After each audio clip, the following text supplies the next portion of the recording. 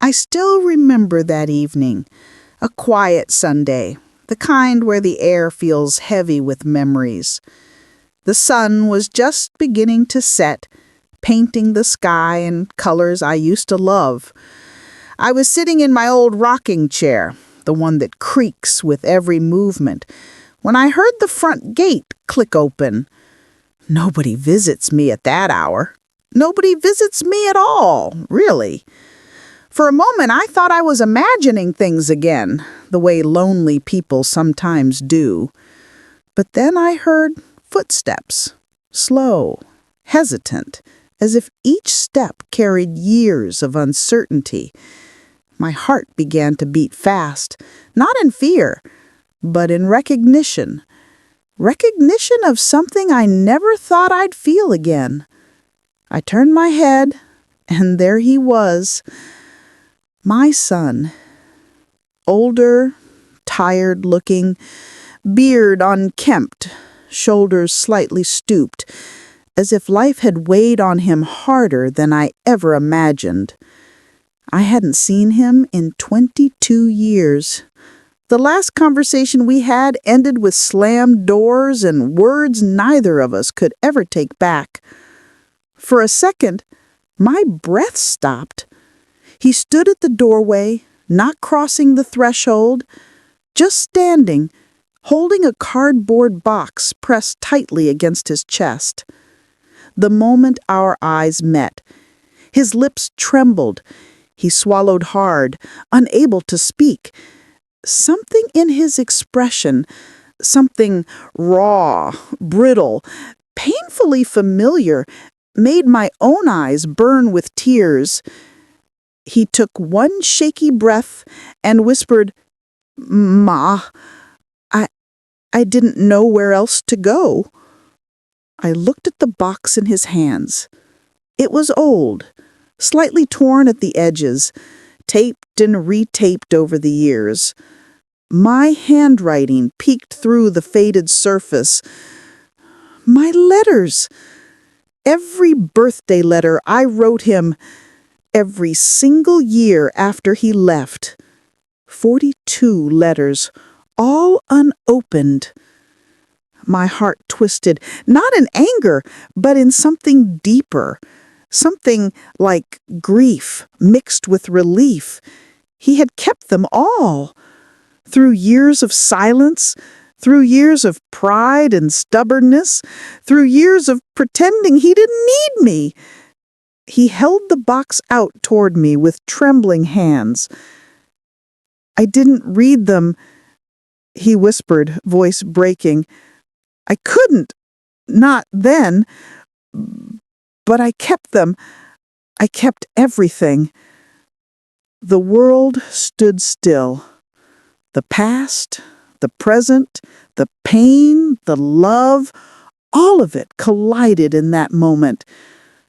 I reached out, placed my wrinkled hand over his, and said softly, "Come in, Beta.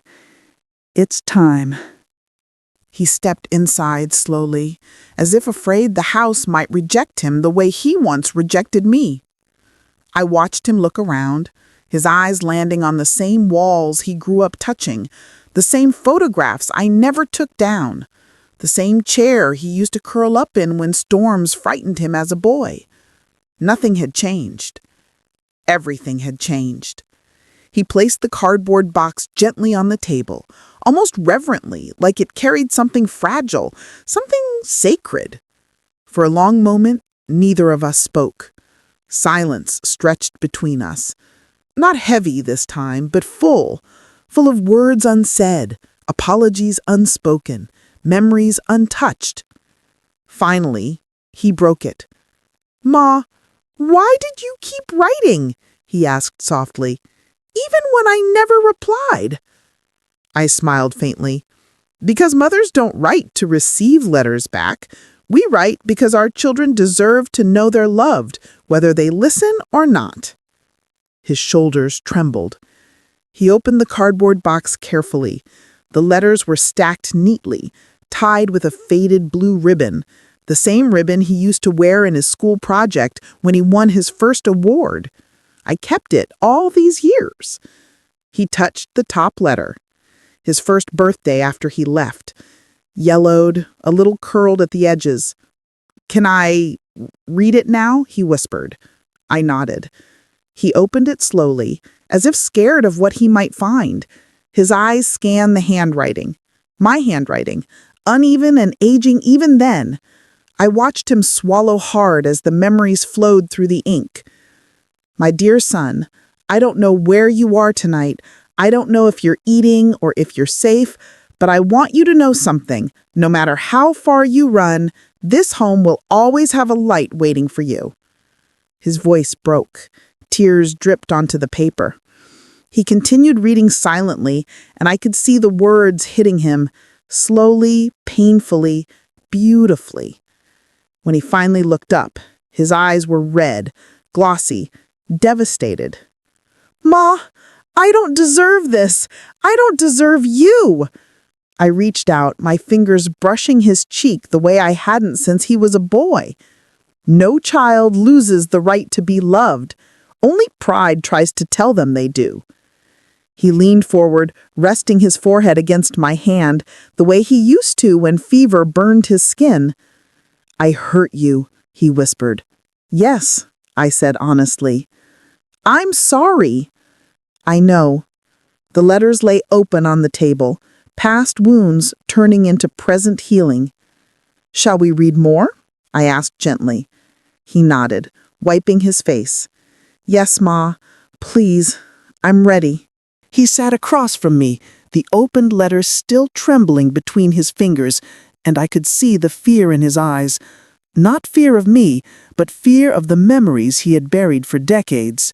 Memories that were now rising to the surface like old ghosts, refusing to stay silent. "Ma?" he whispered, almost afraid of his own question. "Do you remember the night I left?" I took a slow breath. A mother never forgets the night her child walks away. He lowered his gaze. Shame, guilt, sorrow, everything he had held inside for half a lifetime settled over him like a shadow. "It was raining," I began softly. "Not heavy, but steady. The kind of rain that sounds like someone quietly crying outside your window." He closed his eyes. He remembered. I could still see it clearly. The half-open door, the scattered clothes on the floor, the anger in his young eyes. "You said you needed space, that you couldn't breathe in this house. You said I was controlling you, that I didn't trust you." He flinched. I didn't soften my words. "Truth deserves respect.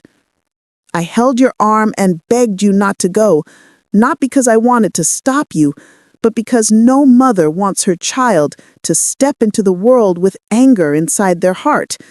His breath hitched. "You shook my hand off, and then you left." For years after, I replayed that moment, wondering what I could have done differently, what words might have kept him home, what silence might have given him the space he needed. He finally looked up. His voice was low, shaky, almost unrecognizable. "Ma, I was young. I thought freedom meant running away from everything, even the people who loved me. I thought I knew everything." His jaw tightened. "But all I knew was how to hurt you."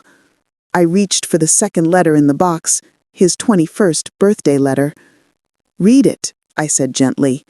He wiped his hands on his jeans like a nervous child and opened it. His eyes scanned the page. "Happy birthday, my son. Wherever you are tonight, I hope someone is kind to you. If no one is, remember, my love still knows your name." His lips trembled. "Ma, I read those words now and I feel like I left you in the rain that night." I shook my head softly. "No, Beta, you were finding your way. Some journeys just take longer to come home." He sat back in the chair, shoulders sinking as if the weight of his past had finally found a place to rest. I watched him struggle with the words he wanted to say, and the ones he feared I wouldn't want to hear. "Ma," he began quietly, I think you should know what happened after I left." I nodded. "Only if you're ready, Beta." He let out a slow, shaky breath. I wasn't the man I thought I'd become. His fingers tapped nervously on the table, a habit he had since childhood. He used to do it before exams, before school plays, before telling me he broke a vase and hid the pieces behind the sofa. "After I left," he said, "I stayed with friends for a while, friends I thought would be my family." He gave a sad laugh. They weren't. They were kids just like me, running from their own problems. No one knew where they were going. He paused. Eyes drifted toward the window as if the past was replaying there. "I worked odd jobs. Grocery store, a garage, construction. I moved cities. I moved states.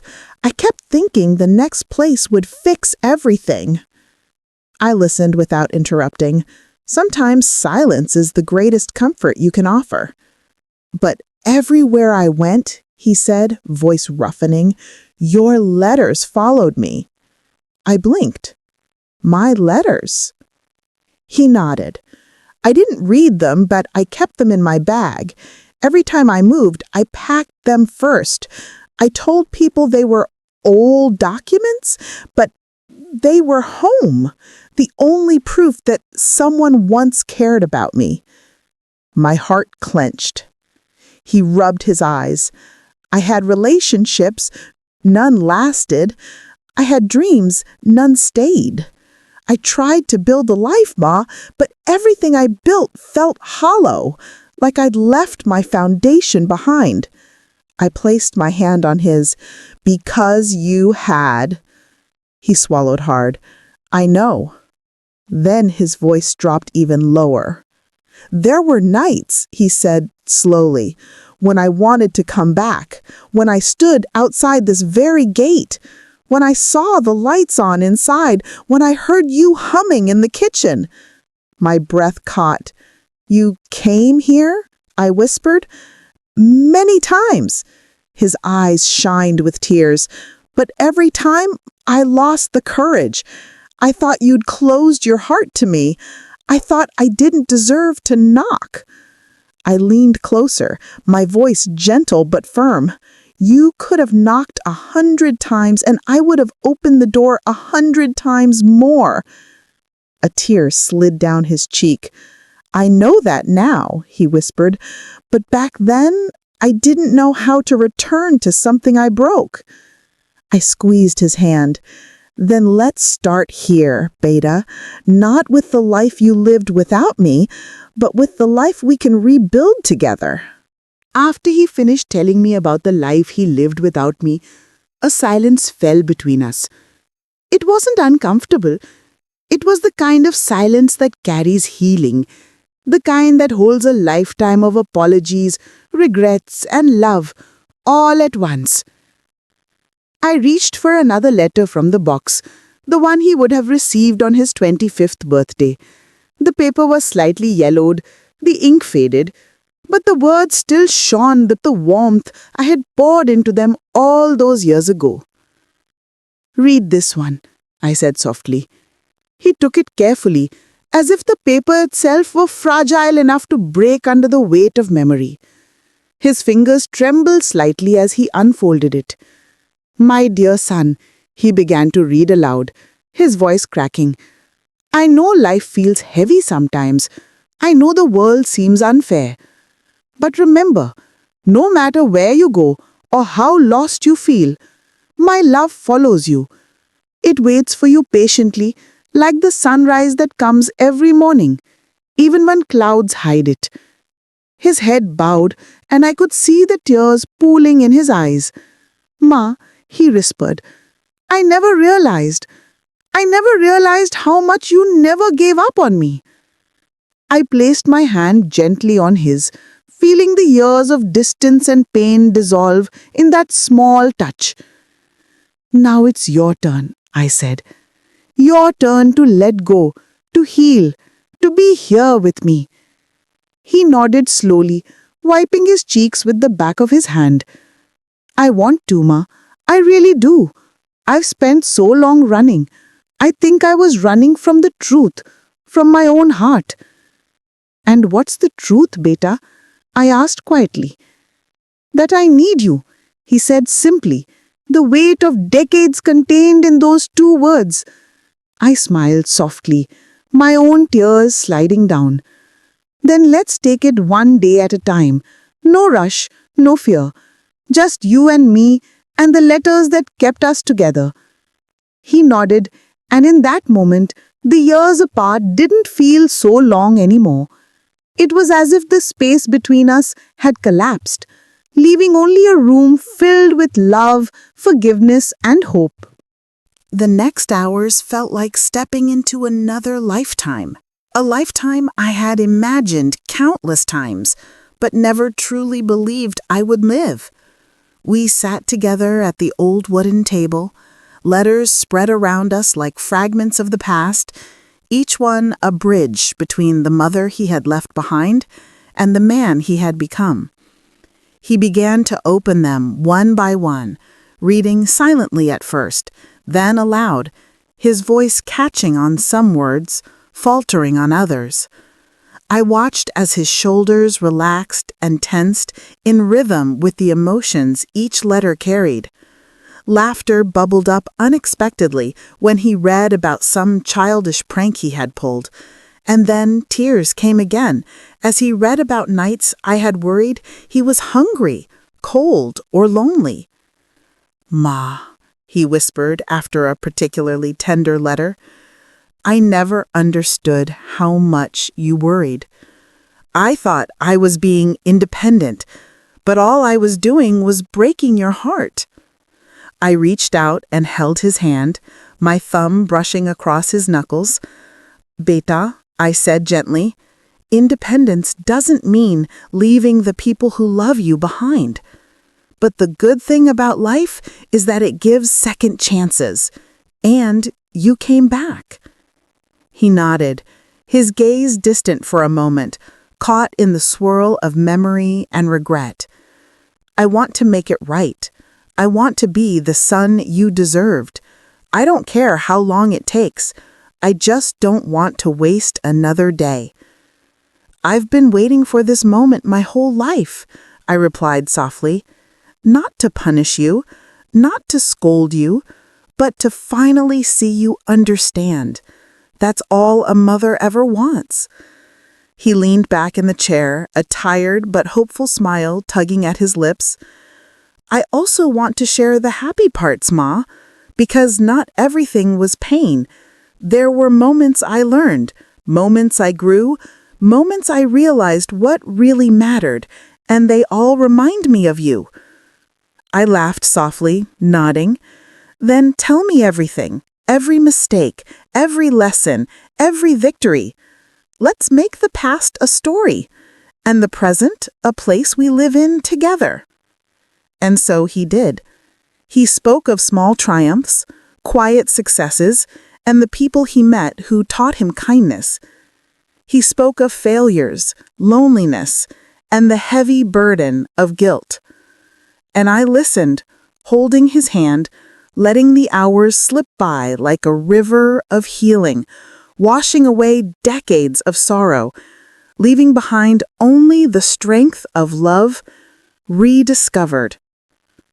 By the end of the evening, the room felt lighter, not just with words spoken, but with hearts mended. The letters had done their work. They had opened doors that were long closed and allowed us to step inside again, together. The days that followed were quiet, but full of conversations, memories, laughter, and tears. It was as if the house itself had been waiting for this reunion, holding its breath all these years, for the moment when mother and son could truly meet again. We started with small things. Breakfast together in the morning, where he would tell me stories about his life, both the triumphs and the regrets. And I would respond with gentle advice or memories from his childhood. Each day, we peeled back another layer of years lost.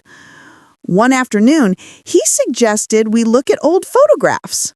We spread albums across the dining table, and I watched as his fingers traced faces and places he hadn't thought about in decades.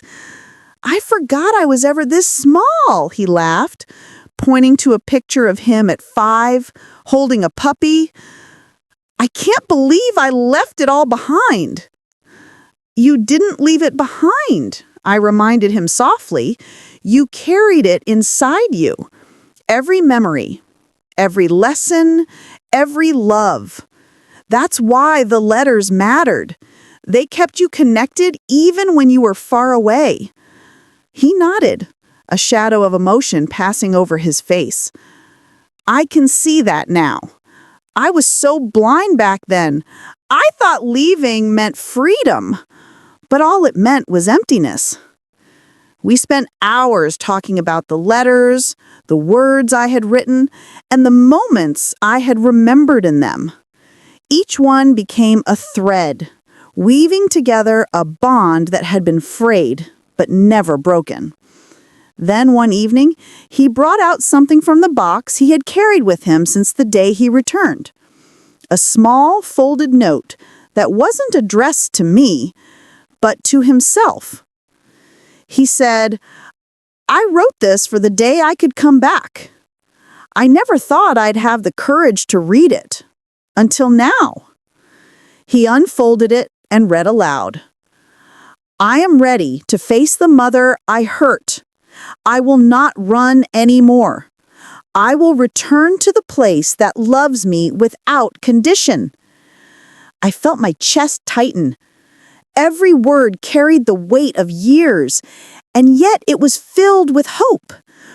He had come full circle, from a boy lost in pride and anger, to a man who had finally understood the depth of love waiting for him at home. We held each other then, not just as mother and son, but as two souls who had endured years of pain and finally found their way back. The house, the letters, the memories, they all became a testament to the power of forgiveness and the enduring bond of family. From that moment, we began to rebuild, not just our days, but our hearts. And for the first time in decades, I felt whole again. The morning sun spilled through the curtains, casting a warm glow over the room. For the first time in many years, it felt like our home was alive again. Not just with memories, but with presence, with laughter, with hope. He was sitting at the kitchen table, sipping tea, and carefully folding one of the letters back into its envelope. I watched him, my heart full.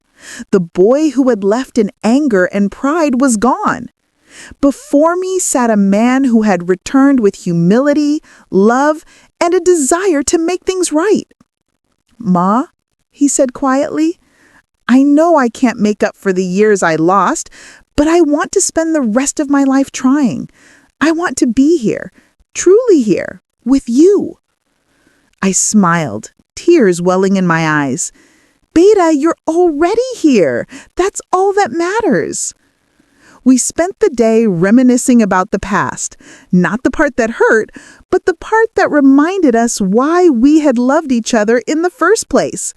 We laughed about his childhood antics, his stubborn streak, the way he used to sneak treats from the pantry.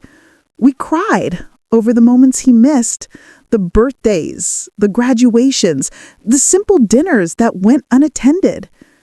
And yet, despite the pain, there was a strange beauty in the way life had unfolded. The letters, the years of distance, the mistakes, they had all led him back, all led him to this moment. Later, As the evening settled in, we sat together on the porch. The air was cool, carrying the scent of old flowers from the garden he had once helped me plant. He turned to me, holding the box of letters on his lap. "Ma, these letters, they're more than words," he said softly. "They're a bridge that brought me back to you. I'll keep them safe now, not because I fear losing them, but because I never want to forget how much I was loved, even when I didn't deserve it." I reached out, placing my hand over his. "And I'll keep loving you, Beta, even if you stumble again. That's what a mother does."